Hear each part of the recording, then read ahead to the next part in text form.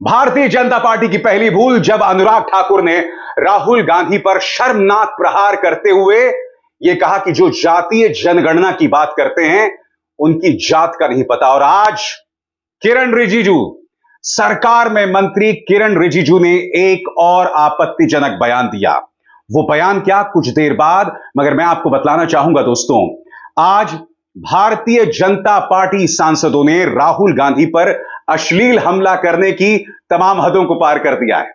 आपके स्क्रीन पर यह मोहतरमा जिनका खुद का ड्रग्स का इतिहास है, कंगना रनौत कह रही है कि राहुल गांधी का टेस्ट होना चाहिए, ड्रग्स टेस्ट होना चाहिए।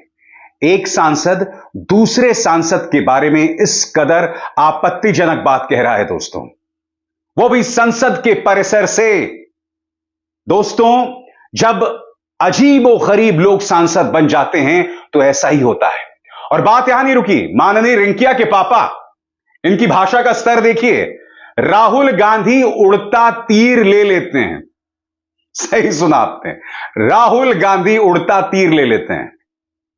इस सब की चर्चा होगी दोस्तों, मगर सबसे पहले मैं आपको नजारा दिखाना चाहता हूं संसद में क्या हुआ, लोकसभा में क्या हुआ।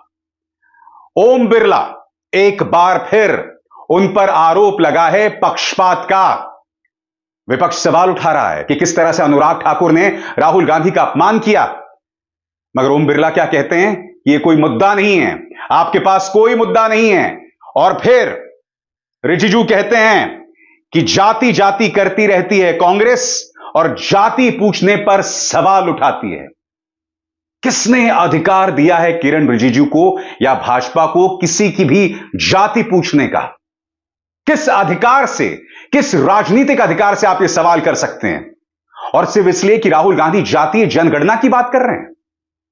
जाति जाति नहीं करती है कांग्रेस, जातीय जनगणना की बात कर रहे हैं। और इस मुद्दे की बात तीन लोग पूरी संजीदगी से कर रहे हैं, राहुल गांधी, तेजस्वी यादव और अखिलेश यादव। और अगर भाजपा गठबंधन की बात करें तो नीतीश कुमार इसकी बात करते रहे हैं। यह जाति जाति नहीं करना है, इसके अंदर का फलसफा साफ है कि जिसकी जितनी हिस्सेदारी, सत्ता में उसकी उतनी भागीदारी। मगर पहले यह नजारा देखिए, यह वीडियो बहुत कुछ कहता है। जो दिख रहा है पक्षपात किस तरह का है, और सुधर नहीं रही है बीजेपी। देखिए। नहीं, आपके पास कोई मुद्दा नहीं है, आप नियोजित तरीके से सदन को गतिरोध करना चाहते हैं। संसदीय कार्य मंत्री जी, नहीं चलेगा। विपक्ष का रवैया आज के इस सदन में जो कर रहे हैं, मैं उसको खंडन करना चाहता हूं। कांग्रेस पार्टी, श्री राहुल गांधी और पूरा कांग्रेस पार्टी सुबह शाम रात जाति जाति जाति करते रहते हैं और यहाँ जाति पूछने पर सवाल खड़ा करता है। कांग्रेस पार्टी ने आज ऐसा काम किया है देश को कमजोर करने के लिए।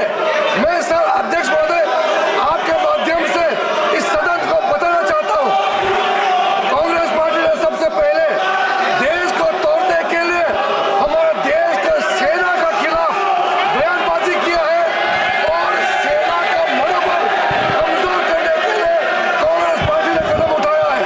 हमारे लोकतंत्र को कमजोर करने के लिए, हमारे डेमोक्रेसी को खत्म करने के लिए उन्होंने काम किया है सर। और हिंसा भड़काने के लिए, देश में अराजकता पैदा करने के लिए ये उकसाते हैं और सड़क से संसद तक कांग्रेस पार्टी डिस्टर्ब करते हैं, हमारे देश को कमजोर करने के लिए काम कर रहे हैं। मैं सर आपके माध्यम से कहना चाहता हूँ, हम लोग सदन का नियम से चलेंगे, रूल्स एंड रेगुलेशन को मानेंगे। ये बीएससी में जो तय हुआ उसका भी उल्लंघन करता है कांग्रेस पार्टी, मैं खंडन करता हूँ। सदन की कार्रवाई 12 बजे तक के लिए स्थगित की जाती है। आपकी स्क्रीन पर यह है कंगना रनौत। किरण रिजिजू के इस बयान के बाद कंगना ने जो कहा दोस्तों, उससे लोगों के होश फाख्ता हो गए। अब लोग सवाल कर रहे हैं कि मोहतरमा संसद में पहुंच कैसे गए, क्योंकि उनका जो बयान था वो बहुत ही शर्मनाक था। अश्लीलता की तमाम हदों को पार कर रही हैं मोहतरमा कंगना रनौत। क्या कहा उन्होंने आपके स्क्रीन पर? जिस तरह की बातें राहुल गांधी संसद में बोलते हैं, उनका ड्रग्स टेस्ट होना चाहिए। मैं आपसे सवाल पूछना चाहता हूं दोस्तों, क्या यह बात एक ऐसे शख्स को कहने का अधिकार है जिन्होंने खुद इस बात को स्वीकार किया था कि 16 साल की उम्र में मैं घर से भाग गई थी, मैंने ड्रग्स लेना शुरू कर दिया था, मैं एक बहुत ही खतरनाक औरत हूं। मैं एक बात स्पष्ट कर दूं दोस्तों, एक वीडियो वायरल किया जा रहा है कांग्रेस के प्रचार तंत्र द्वारा जिसमें कंगना रनावत नाच रही हैं, हाथ में शराब की ग्लास है। मेरी दिलचस्पी उस वीडियो में बिल्कुल भी नहीं है। अगर कंगना हाथ में शराब लेकर नाच रही हैं तो यह उनकी पर्सनल लाइफ है, उनकी निजी जिंदगी है, वो जो मर्जी कर सकते हैं, मगर भाषाई मर्यादाओं का उल्लंघन नहीं करना चाहिए, खासतौर से उन लोगों को जिनका खुद का ड्रग्स का इतिहास होता है। गौर फरमाइए मोहतरमा कंगना रनावत। दोस्तों, मैं 15-16 साल की थी जब मैं घर से भाग गई थी। जैसे ही मैं घर से भागी, 1.5-2 साल में मैं एक फिल्म स्टार थी, एक ड्रग एडिक्ट थी। मेरी जिंदगी में इतने सारे कांड चल रहे थे और फिर रिंकिया के पापा कह रहे हैं कि राहुल गांधी को उड़ता तीर लेने की आदत है।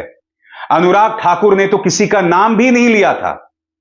क्या इस तरह की शब्दावली शोभा देती है एक सांसद को? बताइए, उड़ता तीर लेने की आदत। सबसे बड़ी बात, अनुराग ठाकुर ने बिल्कुल स्पष्ट कहा था कि जो जातीय जनगणना की बात करते हैं वो अपनी जाति बताएं। तो क्या आप हमला अखिलेश यादव पर कर रहे हैं जो एक यादव हैं? क्या आप हमला उन दलितों पर कर रहे हैं जो ये मुद्दा संसद के अंदर उठा रहे हैं, या दलित पृष्ठभूमि के लोग हैं? अगर आप ये बात कह रहे हैं तो आप और भी खतरनाक बात कह रहे हैं, क्योंकि हम जानते हैं कि राहुल गांधी पिछड़ी जाति से नहीं है। मगर अगर आप ये हमला अखिलेश यादव या नीरज डांगी या ऐसे किसी सांसद पर कर रहे हैं जो ओबीसी वर्ग से हैं या दलित वर्ग से हैं, तो आप और भी ज्यादा खतरनाक बात कर रहे हैं। मगर लगातार इस तरह से तमाम हदों को पार करना। और कई दिनों बाद अवतरित हुए हैं एक जमाने में टीवी में उई उई पुई पुई बोलने वाले संबित पात्रा। देखिए उन्होंने राहुल गांधी के बारे में क्या कहा। राहुल गांधी से कोई जाति पूछ ले तो कहते हैं मम्मी मम्मी।